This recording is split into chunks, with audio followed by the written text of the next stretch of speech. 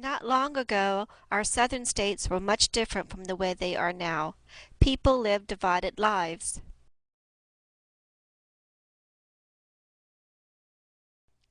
White and black people did not eat in the same restaurants.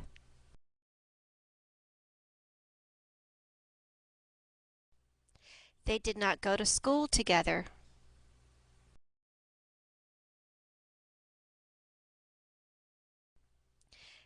There were even different water fountains for blacks and whites.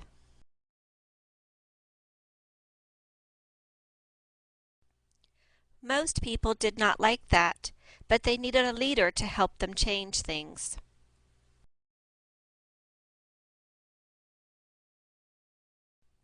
That leader was Dr. Martin Luther King, Jr.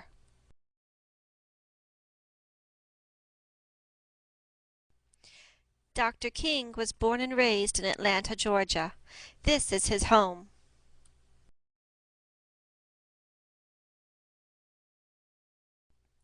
He learned about segregation at the age of 6, when parents of his white friends would not let him play with them anymore.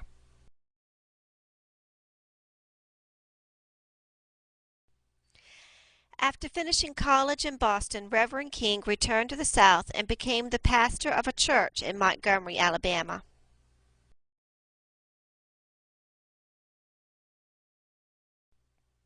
Dr. King knew that segregation was wrong.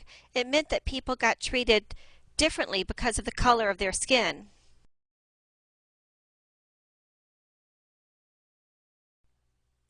People began to notice Dr. King during the Montgomery bus boycott.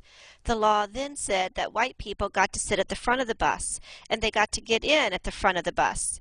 Blacks had to sit at the back of the bus, and they had to get in at the back door.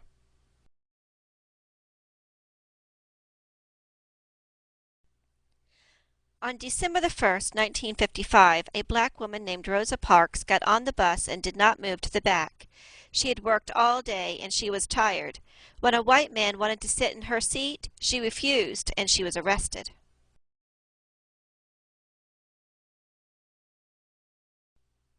The trial of Rosa Parks made people angry and they refused to ride the buses. They would walk or ride bicycles to work, which made the bus company lose a lot of money. Dr. King convinced the people to act with an attitude of dignity and courage rather than anger.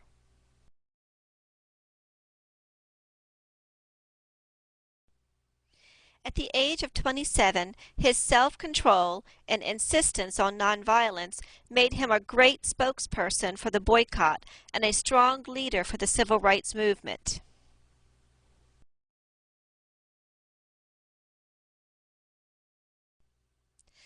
In November of 1956, the Supreme Court ruled that segregation on transportation was unconstitutional. This was the first of many battles, but it had been won.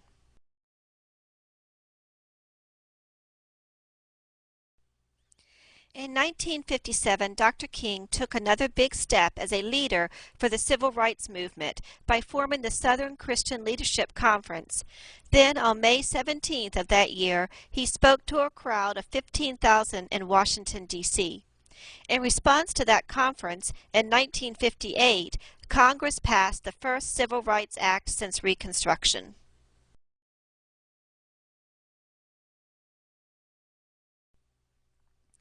Not everyone believed in Dr. Martin Luther King, and they didn't like what he was doing. One day, while on a walking tour through Harlem, he was attacked and stabbed.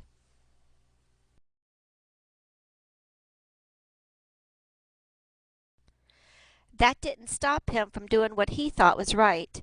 He met with other black leaders and the president to discuss the problems.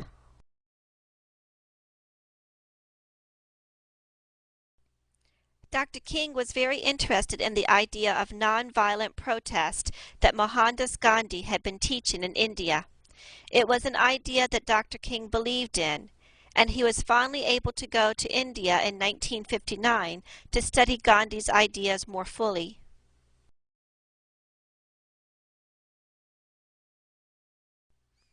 Early in 1960, he and his family moved back to Atlanta.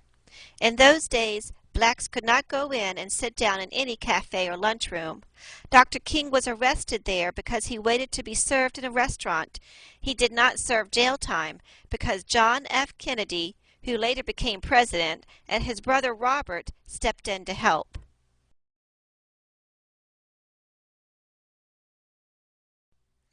Dr. King continued to work. He really believed that people should be able to live together peacefully, and that everyone should be able to be treated fairly, and not, based on the color of their skin, to be treated better or worse than another.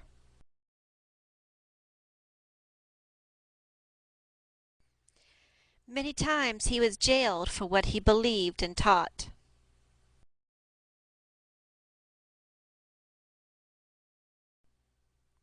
In August of 1963, the largest civil rights demonstration in history was held. Almost 250,000 people attended. It was at this time that Dr. King gave his famous "I Have a Dream" speech.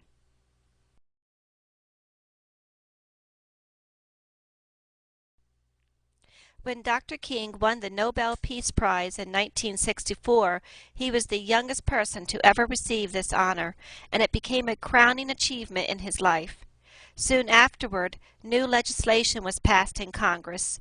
Until that time, some states had kept blacks from voting by making them pay a poll tax first. The poor could not afford the tax. Congress outlawed this practice with the 24th Amendment.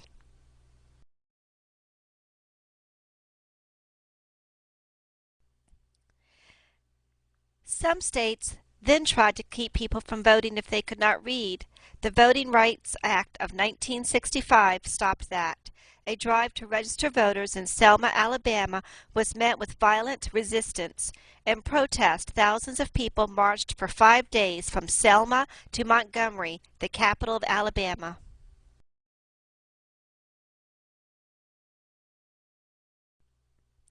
Civil rights had changed many things in the South, but little was changing in the North. There they were not segregated, but the poor blacks had fewer opportunities than their white neighbors. Dr. King was determined to help them too. In 1966, he moved to a slum apartment in Chicago, Illinois, and began to organize protests. He wanted the city's discrimination against blacks for jobs, housing, and schools to stop.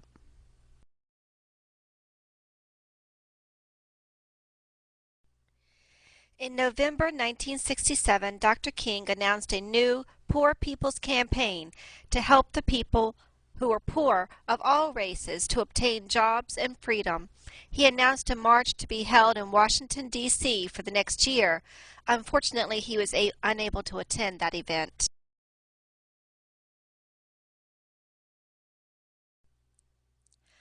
In March of 1968, Dr. King led a march in Memphis, Tennessee. It was the first of his marches to turn violent. At it, he delivered his "I've Been to the Mountaintop" speech.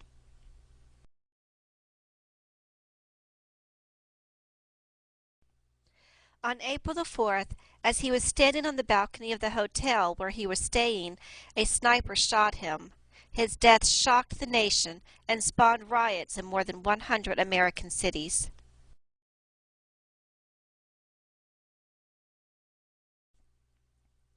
Dr. Martin Luther King Jr. is buried in Atlanta, Georgia.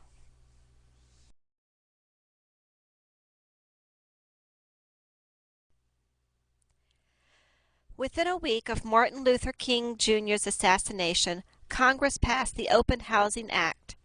In 1977, he was posthumously awarded the Presidential Medal of Freedom for his work.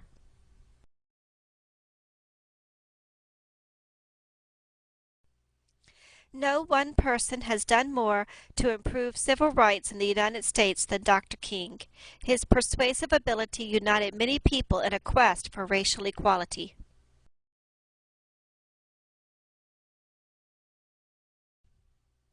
To honor his achievements, a national holiday was established by Congress in 1986 and is celebrated on the third Monday of January.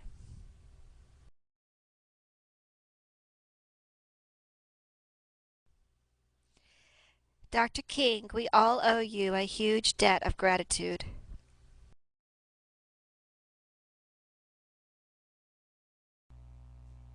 Here are some thoughts from a second grade class at Central Elementary about Dr. King.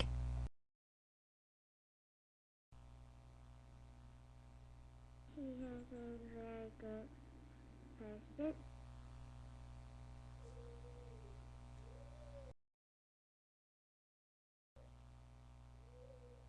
Dr. King was a very good man.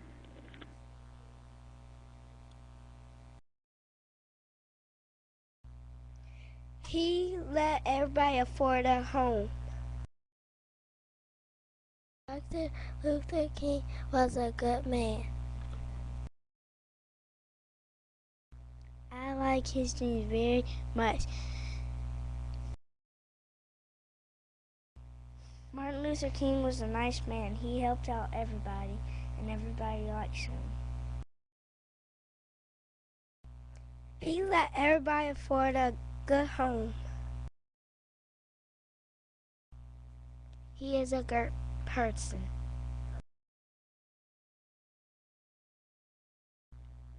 I like his dreams very much. He is a good man.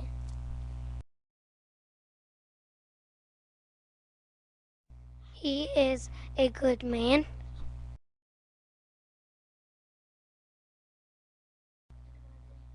He separated black and white people and made our United States freedom. He let white and black people go to school together because he knew black and white people would get along. He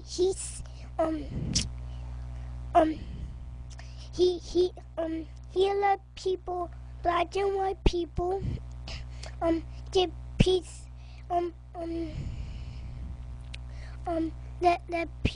they peacefully, live peacefully. He is a very good man. Dr. King Luther stopped segregation.